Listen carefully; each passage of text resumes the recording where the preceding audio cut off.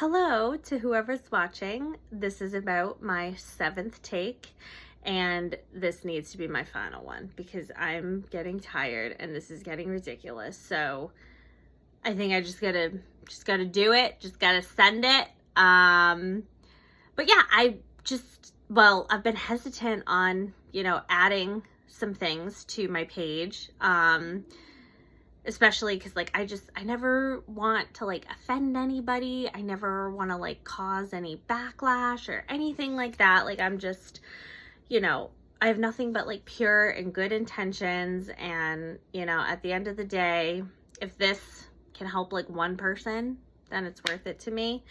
So I guess I'm not sure which direction to go, but I'll share a little bit about my journey, and whoever, if you want to hear more about something, just comment and let me know. So I think I'll give a little snippet of my journey and go from there.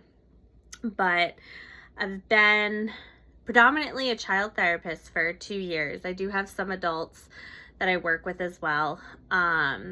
But as I progress in my career, I'm definitely focusing more on young children. I'm passionate about it for a lot of different reasons. And I think I'll touch upon the reasons. And like I said, if anybody wants to hear more, just let me know. But your brain, when you are a kid, it is just so fluid. Kids are trying to figure out the world, understand the world, beliefs are forming, perceptions, just all these things are happening as your brain's developing. And a lot of people don't know this, but your perception on the world is formed by age 9.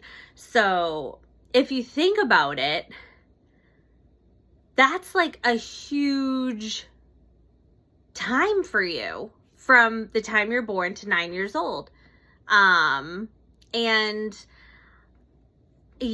feel I want to be there with the kids while their beliefs are forming, while, they're having all these experiences, while they're dealing with certain emotions for the first time, how to handle certain emotions.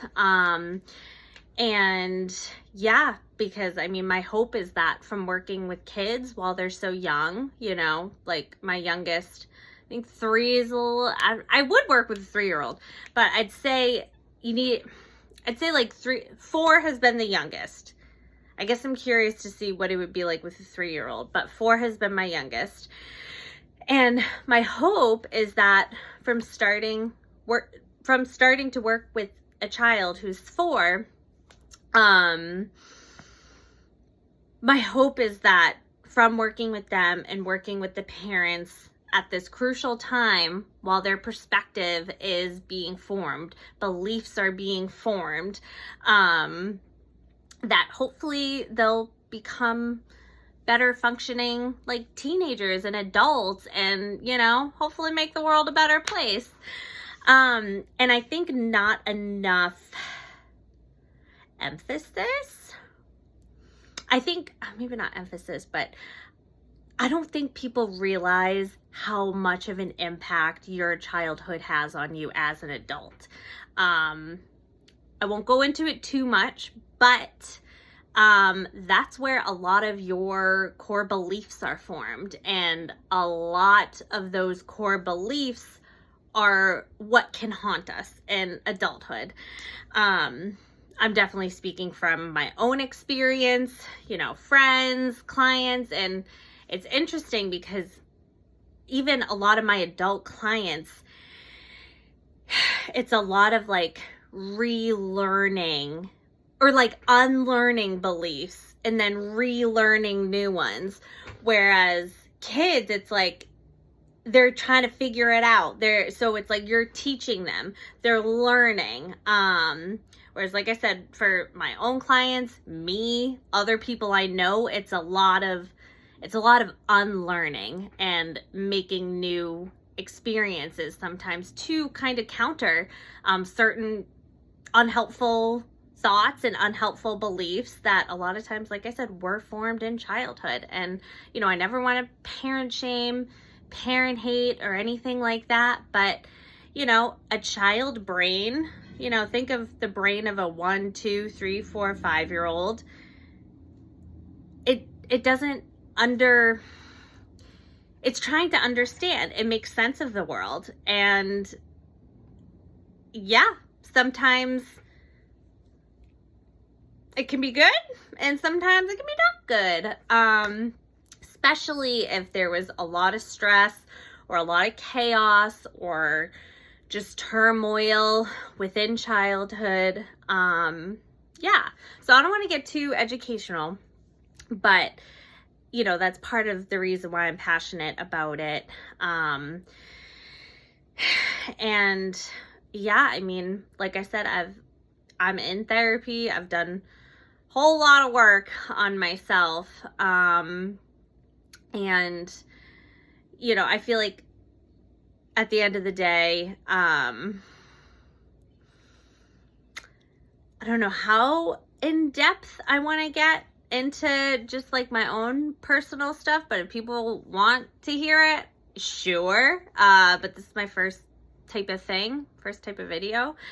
But yeah, I mean, I think what really kicked off this journey, at least like psychology, mental health, was when my cousin unfortunately lost his life to suicide when I was about 15 and he was 19.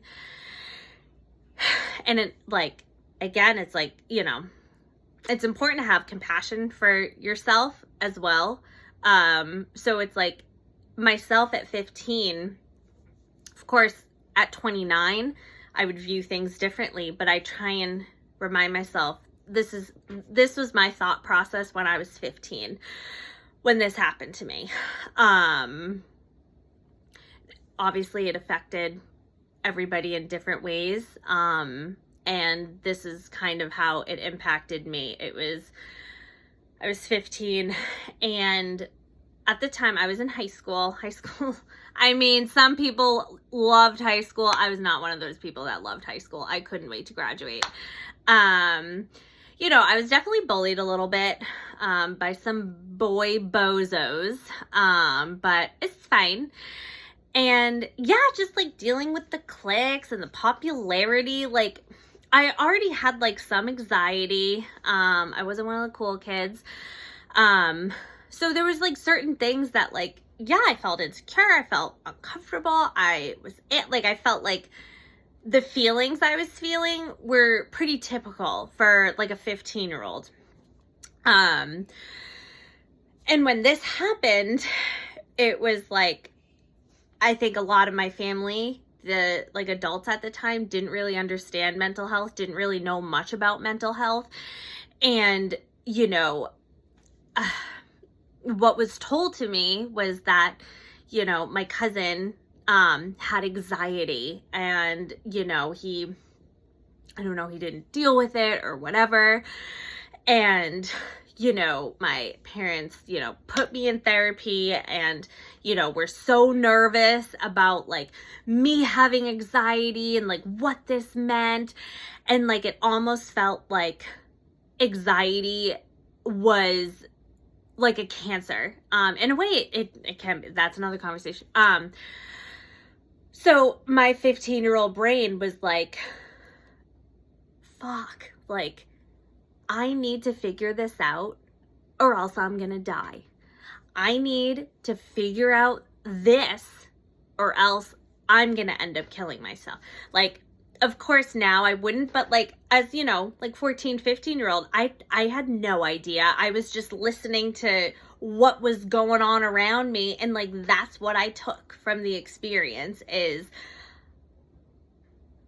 I felt like it was a death sentence when I went to therapy, and, you know, they wrote down that I had generalized anxiety disorder. Like, that felt like a death sentence. That's why now, to this day, I'm so cautious with like labeling, like diagnosing. When I do that, I break it down. Because honestly, at the end of the day, and like, people make mistakes, and not a lot of people realize, like, the DSM, mental health disorders in the DSM, they're subjective. So if you see one therapist, that they could give you a diagnosis. If you see another therapist, they could potentially give you a different diagnosis. So I think a lot of people need to realize, like, okay, yes, if you do have a diagnosis, and it depends, I don't want to get too into it as well. I don't want to just gonna cut that. But I will say, you know, from time at 15, when I was diagnosed with generalized anxiety disorder, at 29, I do not meet a lot of that criteria. Yes, I'm more of a restless person. However, at this point in my life, the time I experience anxiety from, you know, all the therapy, all the work, all the education that I've put into myself, all the childhood wound work, and even some spiritual stuff too, the times where I feel anxious is when it comes to men, my dating life. That anxiety I'm still working on. And Sabrina Zohar, I love listening to, because it's so relatable. But yes, definitely in dating. Sometimes at work when I'm a little bit overwhelmed, and rightfully so.